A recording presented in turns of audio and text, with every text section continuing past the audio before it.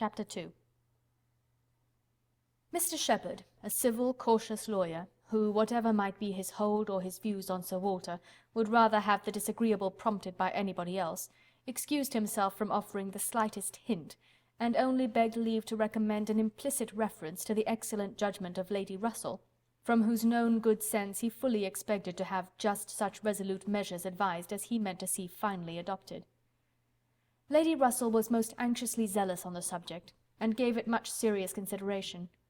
She was a woman rather of sound than of quick abilities, whose difficulties in coming to any decision in this instance were great, from the opposition of two leading principles. She was of strict integrity herself, with a delicate sense of honour, but she was as desirous of saving Sir Walter's feelings, as solicitous for the credit of the family, as aristocratic in her ideas of what was due to them as anybody of sense and honesty could well be. She was a benevolent, charitable, good woman, and capable of strong attachments, most correct in her conduct, strict in her notions of decorum, and with manners that were held a standard of good breeding. She had a cultivated mind, and was, generally speaking, rational and consistent. But she had prejudices on the side of ancestry. She had a value for rank and consequence, which blinded her a little to the faults of those who possessed them. Herself the widow of only a knight, she gave the dignity of a baronet all its due. And Sir Walter, independent of his claims as an old acquaintance, an attentive neighbour, an obliging landlord, the husband of her very dear friend, the father of Anne and her sisters, was, as being Sir Walter, in her apprehension, entitled to a great deal of compassion and consideration under his present difficulties. They must retrench. That did not admit of a doubt. But she was very anxious to have it done with the least possible pain to him and Elizabeth.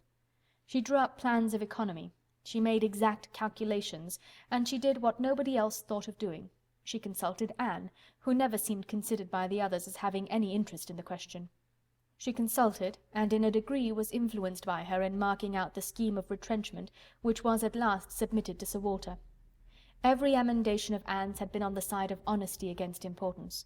She wanted more vigorous measures, a more complete reformation, a quicker release from debt, a much higher tone of indifference for anything but justice and equity. "If we can persuade your father to all this," said Lady Russell, looking over her paper, "much may be done. If he will adopt these regulations, in 7 years he will be clear, and I hope we may be able to convince him and Elizabeth that Kellynch Hall has a respectability in itself which cannot be affected by these reductions, and that the true dignity of Sir Walter Elliot will be very far from lessened in the eyes of sensible people by acting like a man of principle. What will he be doing, in fact, but what very many of our first families have done, or ought to do? There will be nothing singular in his case, and it is singularity which often makes the worst part of our suffering, as it always does of our conduct. I have great hope of prevailing. We must be serious and decided, for after all, the person who has contracted debts must pay them, and though a great deal is due to the feelings of the gentleman, and the head of a house, like your father, there is still more due to the character of an honest man." This was the principle on which Anne wanted her father to be proceeding, his friends to be urging him. She considered it as an act of indispensable duty to clear away the claims of creditors with all the expedition which the most comprehensive retrenchments could secure, and saw no dignity in anything short of it. She wanted it to be prescribed and felt as a duty. She rated Lady Russell's influence highly, and as to the severe degree of self-denial which her own conscience prompted, she believed there might be little more difficulty in persuading them to a complete than to half a reformation. Her knowledge of her father and Elizabeth inclined her to think that the sacrifice of one pair of horses would be hardly less painful than of both, and so on, through the whole list of Lady Russell's too gentle reductions. How Anne's more rigid requisitions might have been taken is of little consequence.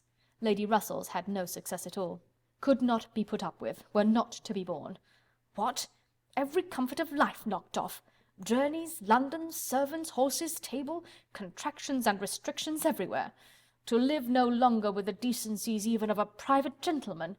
No, he would sooner quit Kellynch Hall at once, than remain in it on such disgraceful terms. Quit Kellynch Hall! The hint was immediately taken up by Mr. Shepherd, whose interest was involved in the reality of Sir Walter's retrenching, and who was perfectly persuaded that nothing would be done without a change of abode. Since the idea had been started in the very quarter which ought to dictate, he had no scruple, he said, in confessing his judgment to be entirely on that side. It did not appear to him that Sir Walter could materially alter his style of living in a house which had such a character of hospitality and ancient dignity to support. In any other place Sir Walter might judge for himself, and would be looked up to as regulating the modes of life in whatever way he might choose to model his household. Sir Walter would quit Kellynch Hall, and after a very few days more of doubt and indecision, the great question of whither he should go was settled, and the first outline of this important change made out. There had been 3 alternatives: London, Bath, or another house in the country. All Anne's wishes had been for the latter. A small house in their own neighbourhood, where they might still have Lady Russell's society, still be near Mary, and still have the pleasure of sometimes seeing the lawns and groves of Kellynch, was the object of her ambition. But the usual fate of Anne attended her, in having something very opposite from her inclination fixed on. She disliked Bath, and did not think it agreed with her, and Bath was to be her home. Sir Walter had at first thought more of London, but Mr. Shepherd felt that he could not be trusted in London, and had been skilful enough to dissuade him from it, and make Bath preferred. It was a much safer place for a gentleman in his predicament. He might there be important at comparatively little expense. 2 material advantages of Bath over London had of course been given all their weight: its more convenient distance from Kellynch, only 50 miles, and Lady Russell spending some part of every winter there, and to the very great satisfaction of Lady Russell, whose first views on the projected change had been for Bath, Sir Walter and Elizabeth were induced to believe that they should lose neither consequence nor enjoyment by settling there. Lady Russell felt obliged to oppose her dear Anne's known wishes. It would be too much to expect Sir Walter to descend into a small house in his own neighbourhood. Anne herself would have found the mortifications of it more than she foresaw, and to Sir Walter's feelings they must have been dreadful. And with regard to Anne's dislike of Bath, she considered it as a prejudice and mistake arising first from the circumstance of her having been 3 years at school there, after her mother's death, and secondly, from her happening to be not in perfectly good spirits the only winter which she had afterwards spent there with herself. Lady Russell was fond of Bath, in short, and disposed to think it must suit them all. And as to her young friend's health, by passing all the warm months with her at Kellynch Lodge, every danger would be avoided. And it was, in fact, a change which must do both health and spirits good. Anne had been too little from home, too little seen. Her spirits were not high. A larger society would improve them. She wanted her to be more known. The undesirableness of any other house in the same neighbourhood for Sir Walter was certainly much strengthened by one part, and a very material part of the scheme, which had been happily engrafted on the beginning. He was not only to quit his home, but to see it in the hands of others, a trial of fortitude which stronger heads than Sir Walter's have found too much. Kellynch Hall was to be let. This, however, was a profound secret, not to be breathed beyond their own circle.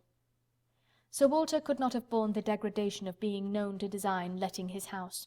Mr. Shepherd had once mentioned the word advertise, but never dared approach it again.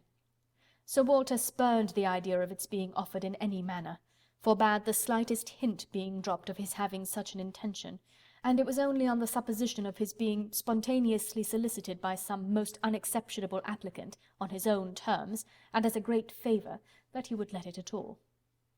How quick come the reasons for approving what we like! Lady Russell had another excellent one at hand, for being extremely glad that Sir Walter and his family were to remove from the country.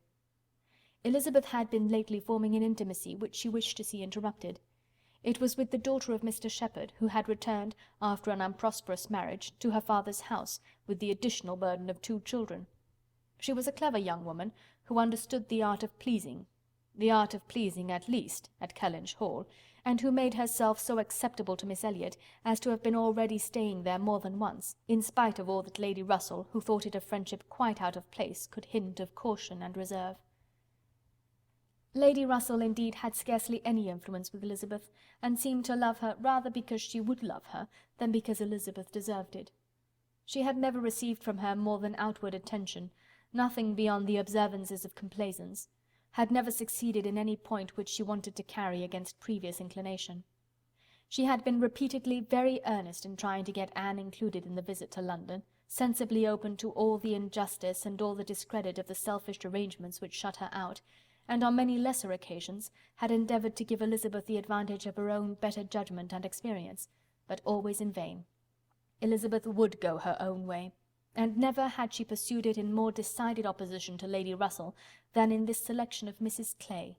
Turning from the society of so deserving a sister, to bestow her affection and confidence on one who ought to have been nothing to her but the object of distant civility. From situation, Mrs Clay was, in Lady Russell's estimate, a very unequal, and in her character she believed a very dangerous companion; and a removal that would leave Mrs Clay behind, and bring a choice of more suitable intimates within Miss Elliot's reach, was therefore an object of first-rate importance. End of Chapter 2.